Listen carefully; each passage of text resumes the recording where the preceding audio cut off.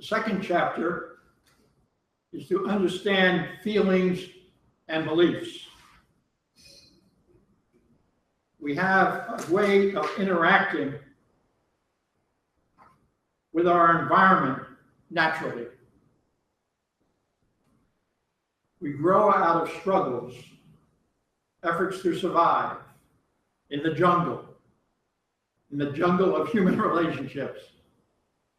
And the process that we use is we develop beliefs about things that are dangerous, beliefs that are things that are joyous.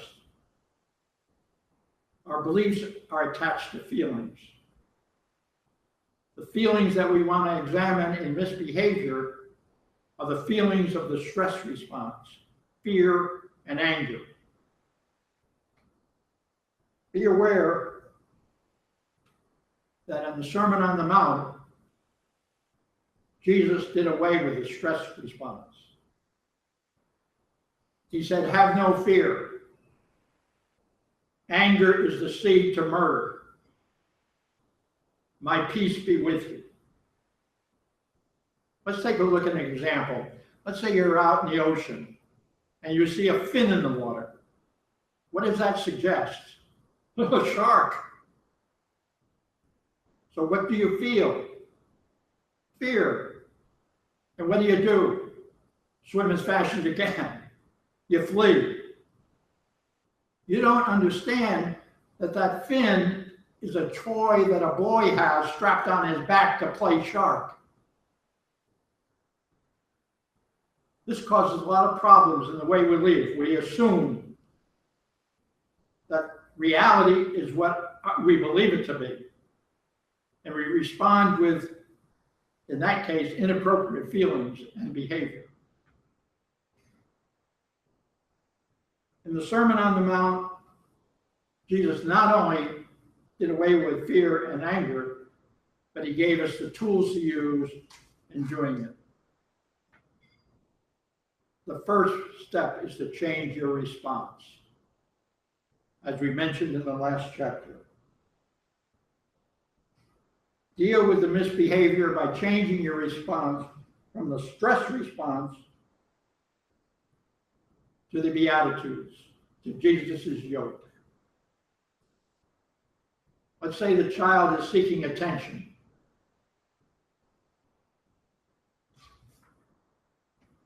In Mark 1, Jesus goes out to pray. The apostles come out to him and said, where'd you go? Everybody was looking for you. And Jesus says, you know, we need to go down to this other town. He ignores them and puts them back on the track. Or we might see choices. When my grandson Eddie was playing in front of the TV, I wanted to watch the TV. He obviously was wanting my attention. And I said, Eddie, you can stay here and be quiet or go to your room and make noise. The two weapons we have to deal with the misbehavior of seeking excessive attention. Of course, the major weapon is to give attention when appropriate. How about a power struggle? In a power struggle, if you leave, there's no struggle. Power has to involve two people.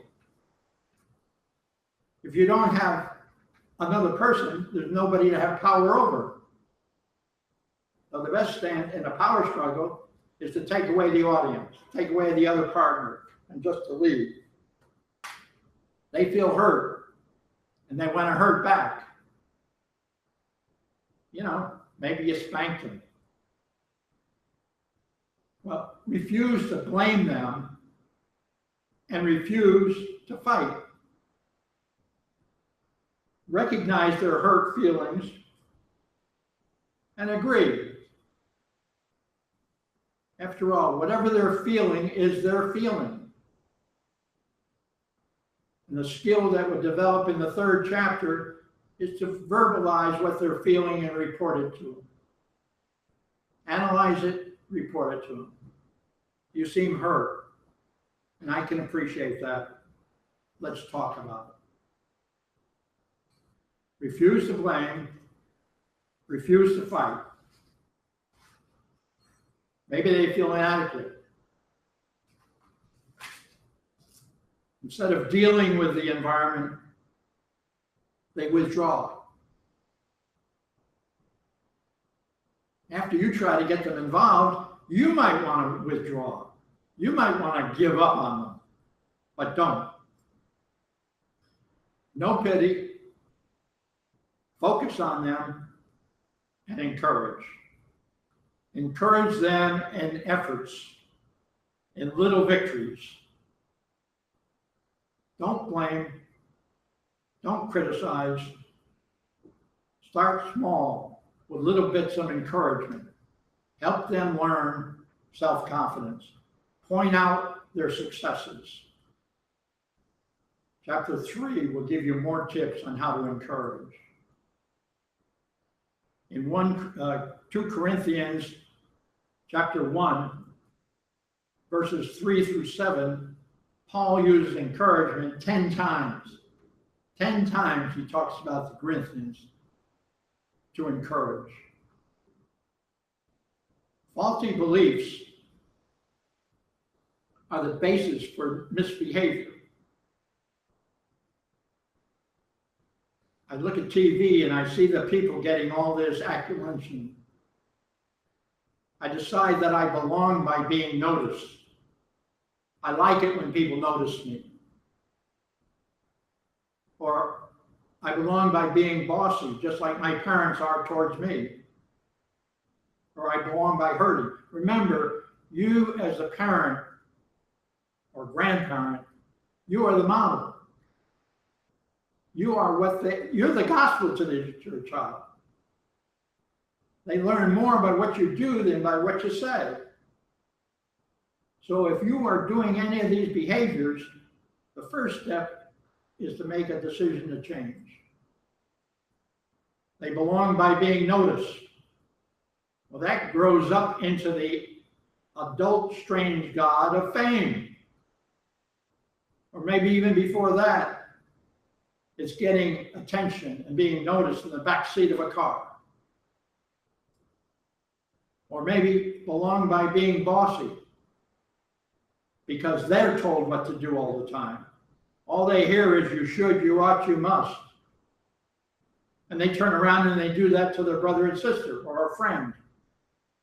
Or the girl does it to a doll. To change that, you've got to change your behavior.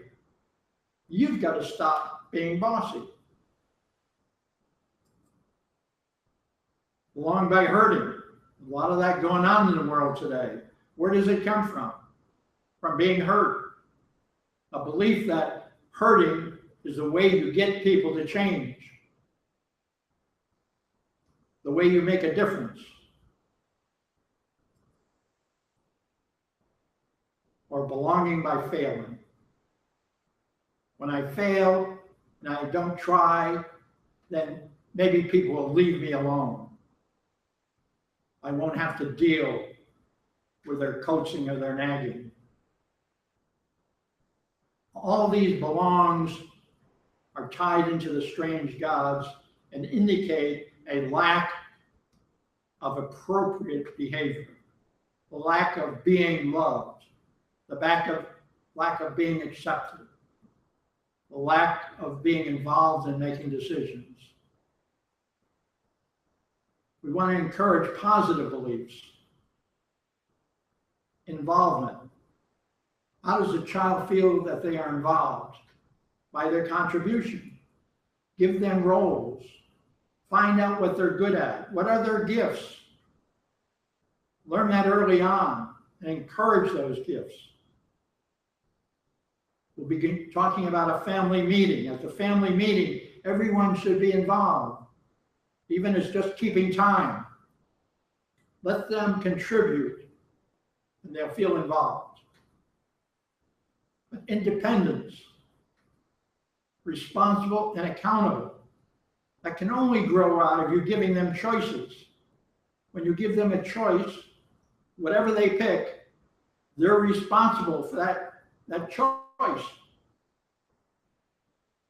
They may have to suffer consequences because they didn't follow through on it, but that makes them responsible and accountable. If you don't give them choices, you don't set the stage where you can help them learn to be responsible. Be fair, cooperate, offer to help. When you offer to help them, you'll soon see them offering to help a brother or sister or help you. I remember once I was doing seminars, my partner was Dr. Wallace, and we were getting ready for a daily lesson, and I was in a second floor apartment, and my grandson, age 10, saw Dr. Wallace down below, and he ran out, went down and helped him carry up materials. He cooperated. Cooperation was a behavior that had value in our family. And finally, competent. Build on the competencies. Point out their competencies. Encourage efforts that lead to competencies. The more competencies they develop, the more they trust themselves to function in an adult world, to make decisions, and to do what's right.